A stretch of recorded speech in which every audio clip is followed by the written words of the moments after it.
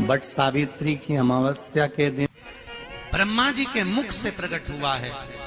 सौभाग्यवती नारियां अखंड सौभाग्य के लिए बट सावित्री का व्रत आप लोग करते होंगे, कई लोग अखंड सौभाग्य के लिए करेंगे, क्योंकि इस बट के पेड़ के नीचे भगवान विष्णु शंकर जी से विनती करे थे वर के लिए, इसलिए अखंड सौभाग्य का देने वाला, जिसका प्रॉपर्टी का झगड़ा चल रहा हो, अदालत में कोई केस चल रहा हो, किसी भी चीज का केस, अदालत में अगर किसी भी चीज की अगर केस चल रहा है तो बड़ के पत्ते के ऊपर बालू मिट्टी का शिवलिंग बना, बालू रेत का, बड़ के पेड़ के नीचे ही उसकी पूजन करें, उस पे 3 चम्मच दही चढ़ा दें, अपनी मनोकामना कर कर दही चढ़ाकर उस दही को चम्मच में वापस लेकर जाए, शंकर जी की पूजन कर कर उसको विसर्जन करें। वो दही जो लेकर आए, जब अदालत कार्रवाई हो और आप केस के लिए अदालत में जाएं, उसको चंदन में मिलाकर तिलक कर कर जाइए, आपका काम विजय प्राप्त होगी, काम फतेह हो जाएगा। बटकेश्वर महादेव का स्मरण करने से कार्य की सिद्धि होती है।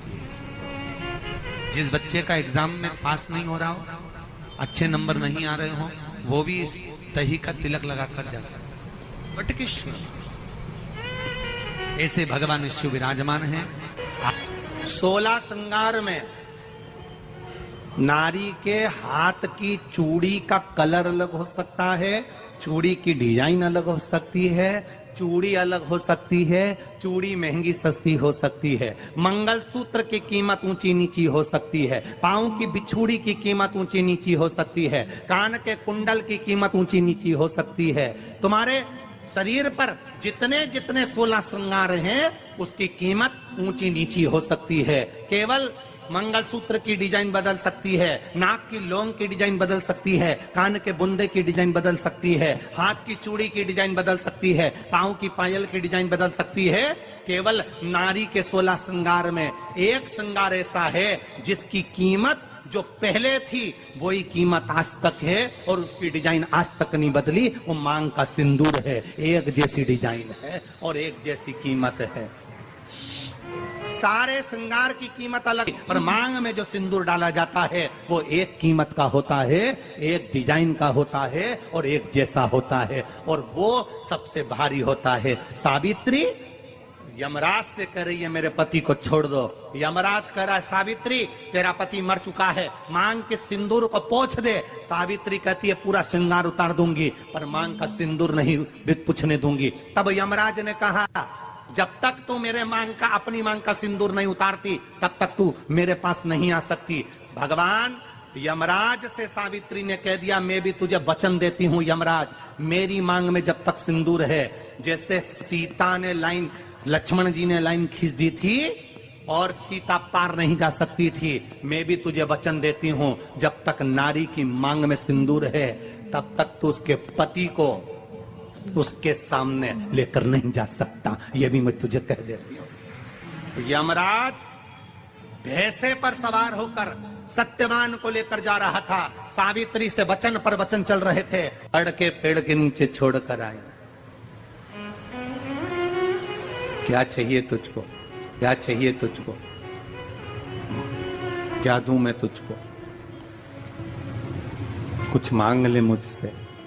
सावित्री कहती है क्या दोगे आप, मेरे पति के प्राण दे दो बस वापिस, और कुछ नहीं चाहिए। यमराज यमलोक में प्रवेश करने लगा, मांग के सिंदूर में से थोड़ा सा सिंदूर सावित्री ने केवल हाथ में लेकर अपनी बिंदी पर जो लगाया, सत्यवान को लेकर यमराज अंदर नहीं जा पाया। बाहर खड़े होकर कहता है मांग ले, मैं तुझे एक वचन नहीं, तू बोले तो मैं 2 वचन दे देता हूँ, तू बोले तो मैं 3 वचन दे देता हूँ, तू मांग क्या चाहिए। तब सावित्री ने कहा देना चाहते हो, हाँ।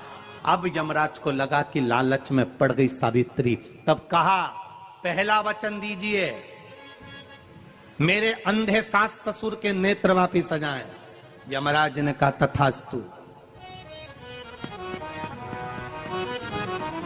दूसरा वचन दीजिए, मेरे सास ससुर अपने पोता पोती का मुख देखें। यमराज ने कह दिया तथास्तु।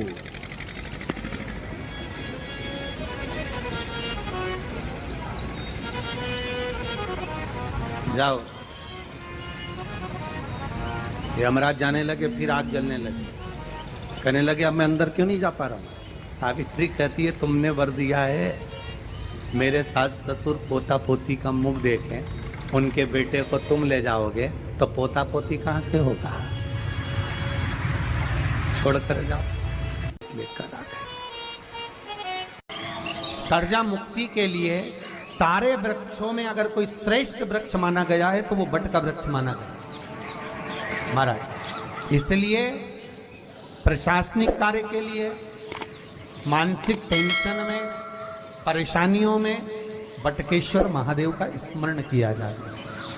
और यदि निवेदन करूंगा बहुत ज़्यादा, यदि आपको कर्जा हो गया है, बहुत ज़्यादा कर्जा हो गया और वो कर्जा चूक ही नहीं रहा, तो थोड़े दिन बड़ के पेड़ के नीचे आप बटकेश्वर महादेव के लिए 1 लोटा पानी, उसमें थोड़ा सा पिसा हुआ चावल पीस के गला लेना चावल को और पीस लेना, पीस के उस पानी में मिला लेना और मिलाकर उसमें थोड़ी सी हल्दी पिसी हुई डालकर बटकेश्वर महादेव के नाम से बड़ के पेड़ के नीचे अपनी कामना कर कर जो कर्जा हुआ है उस कर्जे का भान देते हुए, स्मरण देते हुए छोड़ दे।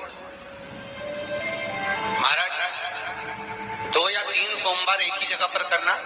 3 सोमवार बाद वहीं से बड़ के पेड़ की थोड़ी सी जड़ उठा लाना और उस जड़ को एक कोई धागे में बांधकर या तो अपने गले में डाल लो या अपनी जेब में पटक लो, उसको थोड़े दिन पटक कर रखना, लगभग 2 से 3 महीना पटक कर रखो।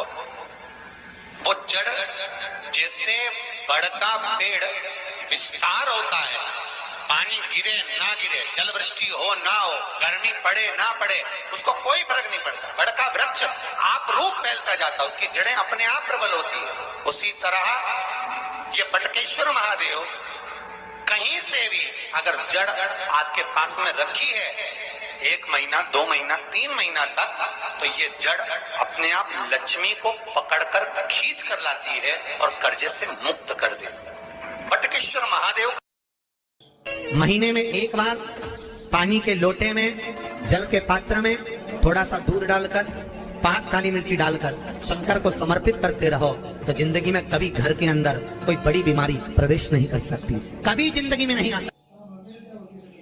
घर में लड़ाई चल रही है, क्रोध हो रहा है, विवाद हो रहा है, आपस में परिवार टूट रहा है, विवाद हो रहा है, पति पत्नी में झगड़ा हो रहा है, अदालत तक बात पहुंच गई, तलाक तक बात पहुंच गई, तो भी अगर एक श्रीफल को लेकर घर में घुमाकर उस पे लच्छा लपेटकर तुम रुका जी का